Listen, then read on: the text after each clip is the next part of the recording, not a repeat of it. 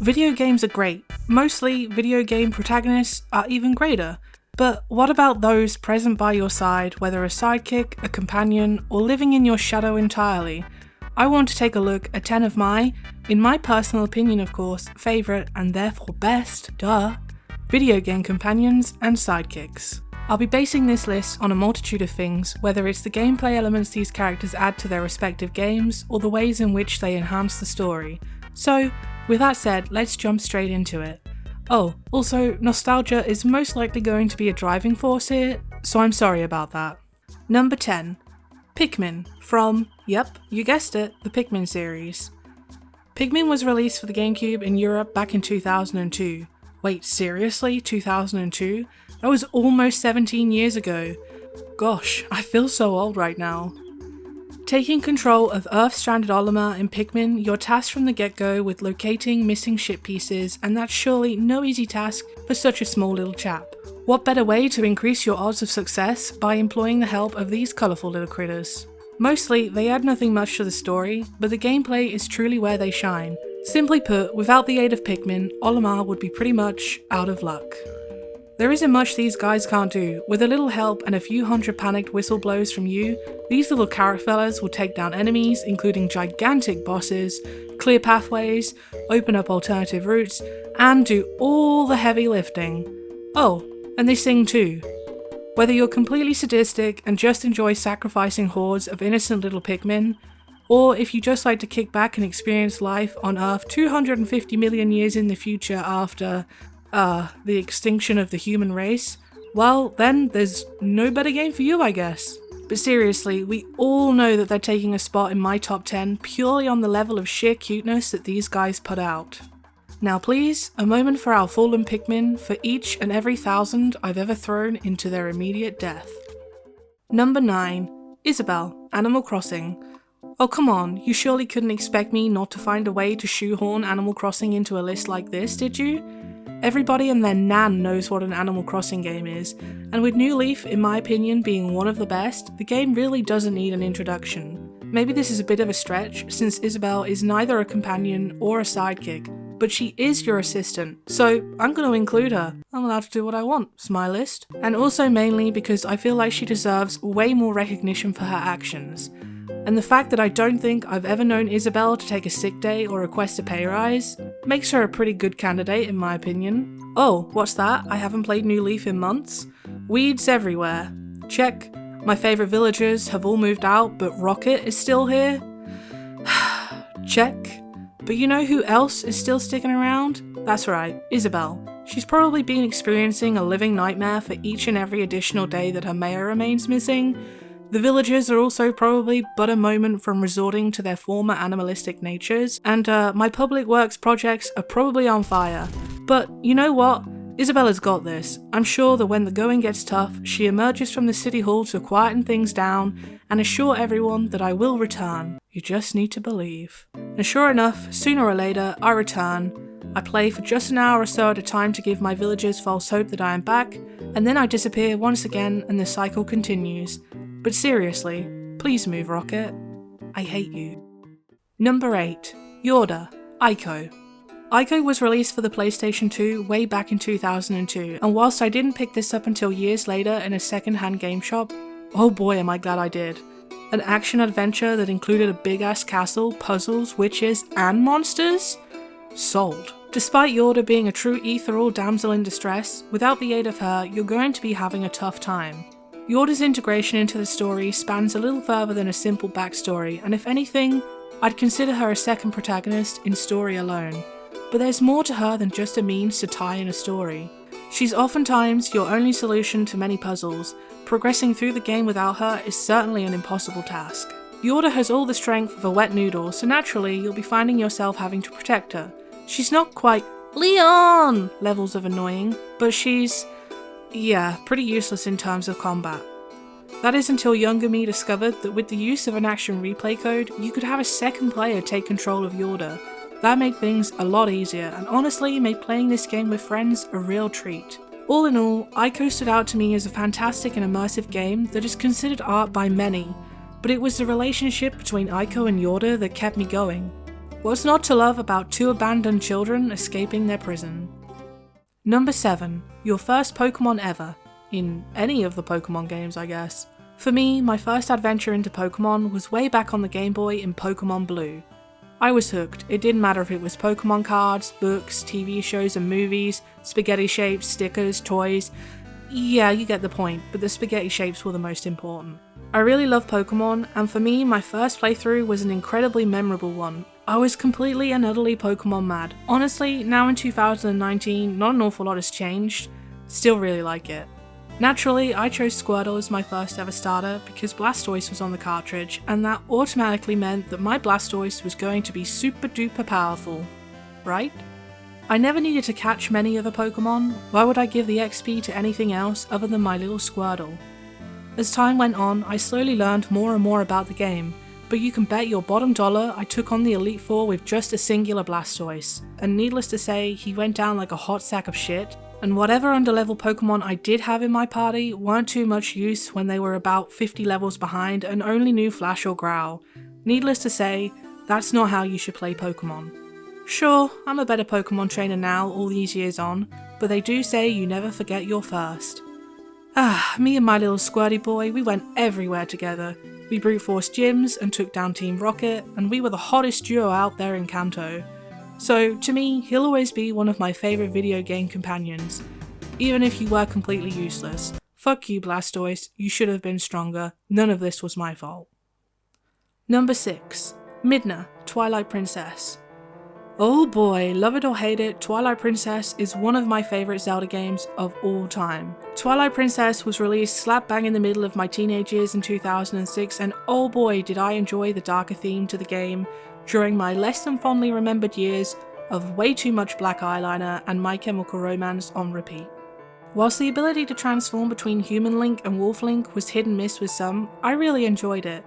Not just because it was something new to experience, but because along with your newly acquired 4 paws came an unlikely relationship between Link and Midna.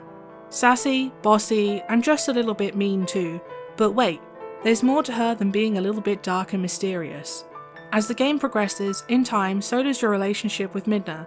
At first, it seems very much like a you scratch my back and I'll scratch yours arrangement, but soon enough you're off gallivanting through Hyrule Field with an angry Shadow Imp on your back like you were friends all along. In terms of gameplay, Midna certainly doesn't really bring too much.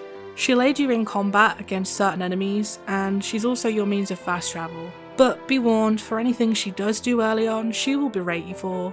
Though, that said, I'm placing all of my stock into Midna's integration into the story. I'd be here all day if I was to explain it in length, but being taken through the motions of disliking Midna and then eventually loving her more than life itself? Yeah. Needless to say, there's a lot more to her than simply being an annoying imp.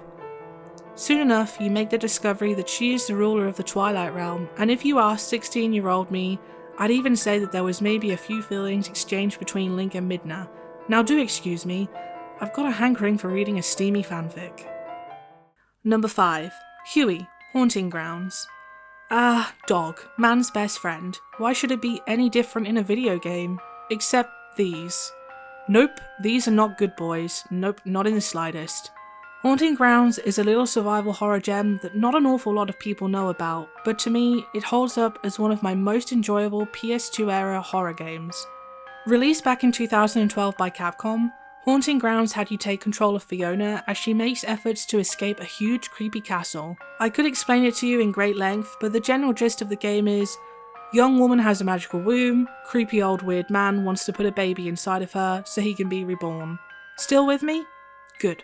Having any companion in any video game oftentimes makes for an overall better experience, so it's certainly no different here. Whilst taking Huey along with you is a completely optional choice, you'd be silly not to. Who doesn't want an adorable and loyal companion to protect you from whatever these things are? Seriously, what are they? Depending on your relationship with Huey, he can be one of your greatest means of escaping whatever bad guy is currently chasing you down.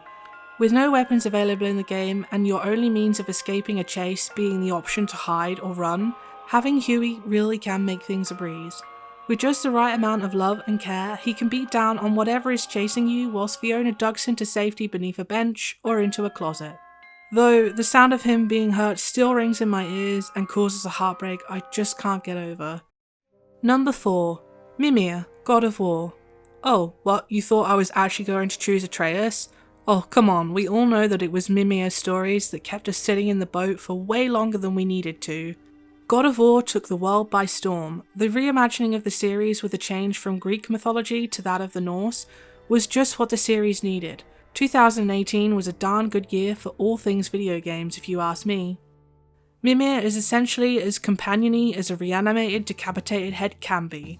Whilst he spends the majority of the game strung up around Kratos' waist, it's what he adds to the story that has earned him a spot in my top 10 list. Sure, he's knowledgeable and knows mostly just about anything you could ever need to ask, but it's the storytelling he'd add during the travel portions of the game that is the sole reason why he ended up here on my list. Seriously, the writing for this game is so darn impressive. Whether a story from the water's surface, a sassy quip, or his enduring wit, there's a lot to like about Mimir. He brings wisdom and great storytelling throughout the game, and I don't know, I guess I just kinda like that he hangs by Kratos' ass whilst combat is going down, and he can't really do a thing about it. Number 3. Cappy, Mario Odyssey. Okay, come on now, you can't seriously expect me to not include Cappy on just gameplay alone. He allows you to turn into a frog, damn it.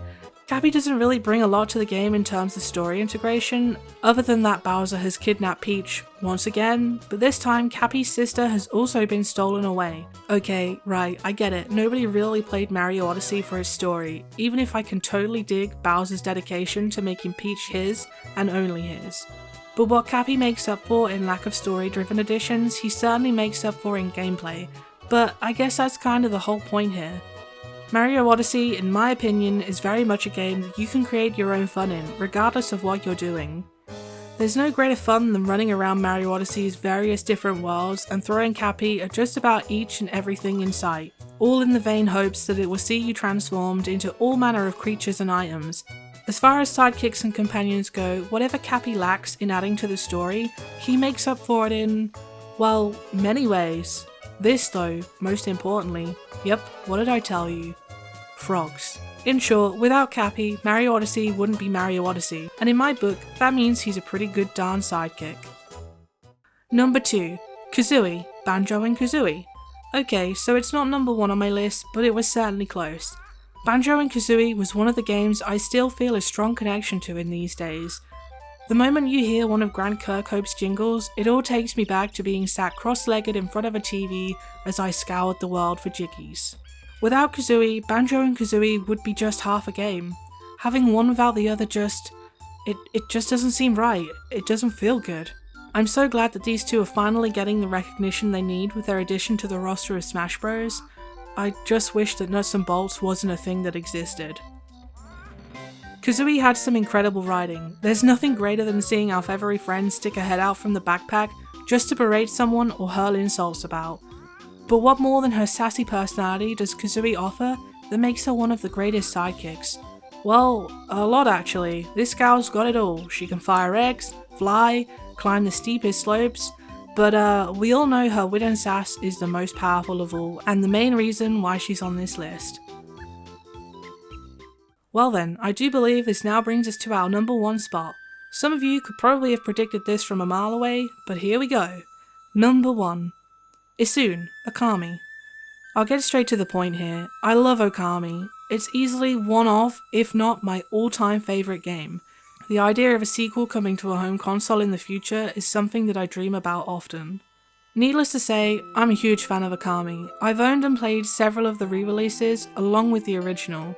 My first experience with Okami back on the PlayStation 2 in 2007 was all that was required to have me remain an everlasting fan. Though at this point, I'm gushing about the game and less focused on my number 1 spot. So without further ado, meet Isun.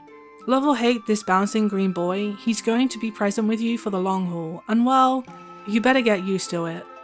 Okami is a beautiful game in just about every possible way, the story equally so. You first meet Isun from the get-go as he leaps free from what I presume is a very comfortable position between boobies. Boobies.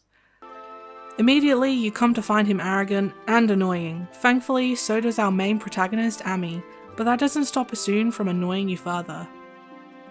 As the game progresses, you're really taken through the motions of hating Asun, all before you come to enjoy his company, his humour, his unending sexual banter, and affection for all things big and bouncy that come in pairs. Once his backstory is made apparent and you have an idea of who this little green guy is, you really start to respect him and enjoy his company. Anytime he chimes in, I'm always excited to know what he has to say, no matter how many times I've played through this game. And then of course, towards the end of the game, he hits you right in the heart with his crusade to have people believe in the gods. Ultimately, it's this annoying little bouncing friend of ours that allows us to be victorious in the most important battle of the entire game. And I just don't think he got enough credit for it. Seriously, he's the only reason why we were able to succeed when the odds were stacked against us. There aren't many characters that go from being piss annoying to lovable, but if there are any, Asun takes the top spot. No competition. Needless to say, the ending to Akami is one of very few game endings that has ever had me burst out into full-on ugly crying.